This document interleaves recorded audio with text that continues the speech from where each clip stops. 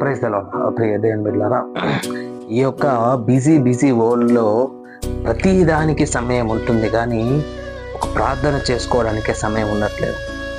ఎందుకంటే ప్రార్థన చేస్తే మన జీవితంలో మన దేవునికి దగ్గరగా అవుతాం. సో ప్రార్థన చేయకుండా ఉంటే మిగతా ఏ పనులు చేసినా కానీ అవి విజయవంతం కావు.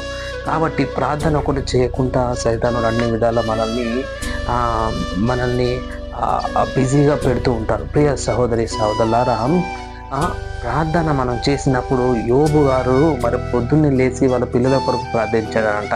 ఈ రోజులలో మన ఎంతమంది తల్లిదండ్రులు మరి పొద్దున్నే లేచి వారి పిల్లల కొరకు ప్రార్థించే తల్లిదండ్రులు ఉన్నారు. ఒక తల్లిదండ్రులు ప్రార్థన చేస్తేనంట ఆ కుటుంబానికి ఆ ప్రార్థన కావలిగా ఉంటుంది. ఆ కుటుంబానికి మరి వారి యొక్క ప్రయాణంలో ఆ ప్రార్థన కావలిగా ఉంటుంది. మరి ఆ కుటుంబానికి ఆ ప్రార్థన మరి ఎక్కడికి వెళ్ళినా కానీ తోడుగా సహాయం చేస్తూ ఉంటుంది. ప్రియ సహోదరి సహోదరులారా, వారి ఇంటికి కావలిగా ఉంటుంది, వారి పిల్లలకి కావలిగా ఉంటుంది. మరి ఎక్కడికి వెళ్ళినా విజయాన్ని ప్రసాదిస్తుంది ఈ యొక్క ప్రార్థన. మరి ఈ రోజులలో నిజంగా మరి పొద్దున్న లేచి దేవుని పాదాల కింద పడి కుటుంబం కొరకు ప్రాధేయపడే తల్లిదండ్రులు ఉన్నారా? అందుకే ఒక కీర్తనకారుడు